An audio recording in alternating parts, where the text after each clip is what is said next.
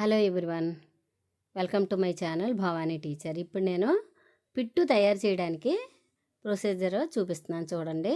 నేను ఇప్పుడు వేసింది ఒక గిన్నెడు చోడిపిండి, లేకపోతే రాగిపిండి అంటారు కదా అది. ఇప్పుడు నేను వేసేదేమో వరిపిండి, అంటే బియ్యం పిండి అనమాట. అంటే ఒక కప్పు రాగిపిండికి ఒక కప్పు వరిపిండి వేసుకోవాలి. సేమ్ మనం వీటితో పాటు అదే కప్పుతోటి మనం అరకప్పు అయితే అందరికీ సరిపోయే స్వీటు ఉంటుంది. అంటే అరకప్పు బెల్లం వేసుకుంటే అందరూ నార్మల్గా తినే స్వీటు ఉంటుంది. అలా కాకుండా కొంచెం స్వీట్ ఎక్కువ తినేవాళ్ళైతే ఇదే కప్పుతో 3/4 కప్పు బెల్లం వేసుకోవాలన్నమాట.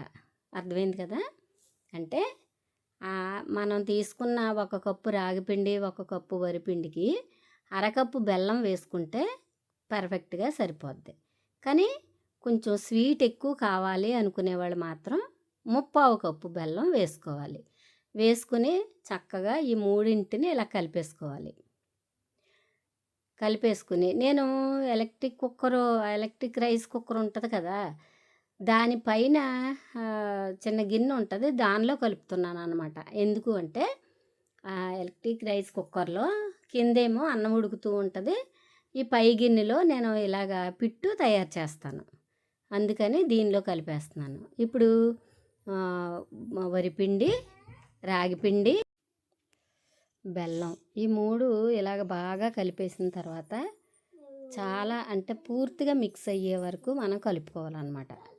ఒకవేళ బెల్లం చిన్న చిన్న గడ్డలున్నా పర్వాలేదు, ఎందుకంటే మనం వీటిని ఉడికించేటప్పుడు చక్కగా అవి మెల్ట్ అయిపోతాయి. కాబట్టి ఇలా కొద్ది కొద్దిగా వాటర్ వేసుకుంటూ బాగా కలుపుకోవాలి. పూర్తిగా నీళ్ళు ముద్దలా అవ్వకూడదు, తడి పొడిగా నీళ్ళు వేసుకుంటూ కలుపుకోవాలన్నమాట.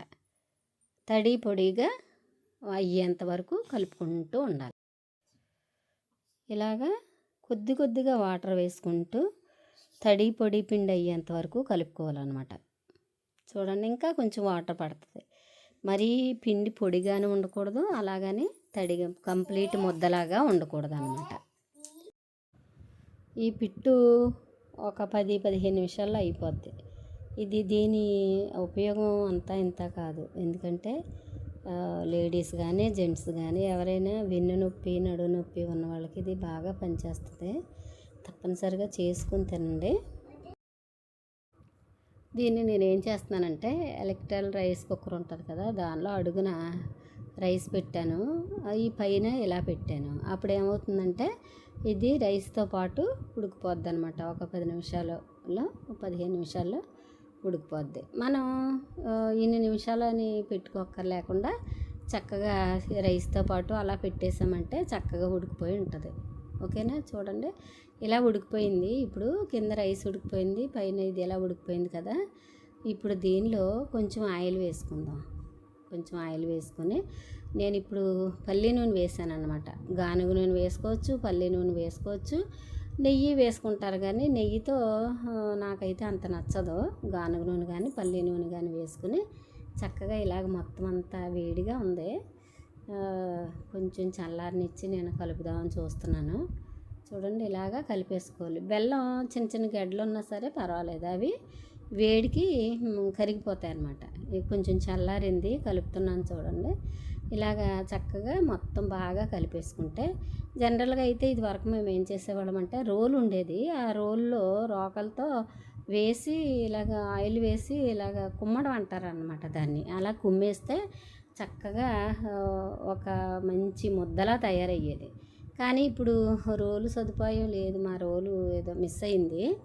ఇంకా అందుకనేసి ఇలాగ బాగా పిసికేసి ఒక 10 నిమిషాలు బాగా చపాతీ పిండిలాగా కలిపేసి అప్పుడు ఇలాగ ఉండలు చుడుతున్నాను అనమాట. ఇది మనం ఏ టైంలో తిన్నా పర్వాలేదు, ఫలానా టైంలోనే తినాలని లేదు. జనరల్గా అయితే మెచ్యూర్ అయిన పిల్లలకు పెట్టేవాళ్ళు పూర్వం, కానీ ఇప్పుడు బ్యాక్ పెయిన్కి చాలా బాగా పనిచేస్తుంది అనమాట. అందుకని తప్పనిసరిగా చేసుకుంటానండి. ఓకేనా? వీడియో నచ్చితే లైక్ చేయండి, షేర్ చేయండి, సబ్స్క్రైబ్ చేసుకోండి. Thank you. Good evening. చూడండి, నేను మా పొలం వరకు వచ్చాము. ఇక్కడ జస్ట్ చూడడానికి వచ్చాము. మీకు తెలుసు కదా, మేము ప్రస్తుతానికి కౌలుకి ఇచ్చాము. అయితే ఇది ఒకసారి కొంచెం చిన్న పని ఉండి చూడడానికి వచ్చామన్నమాట.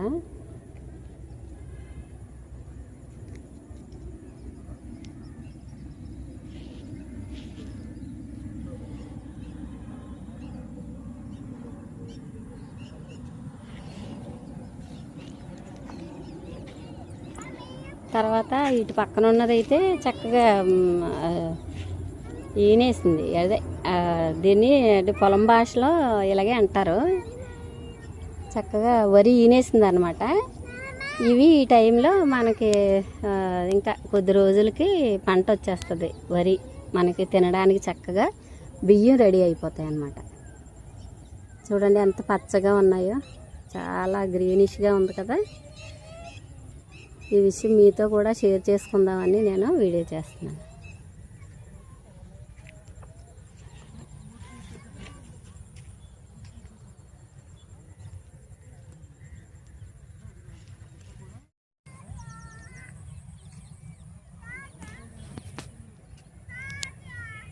ఎంత కష్టపడితే ఈ ధాన్యం రెడీ అవుతాయో.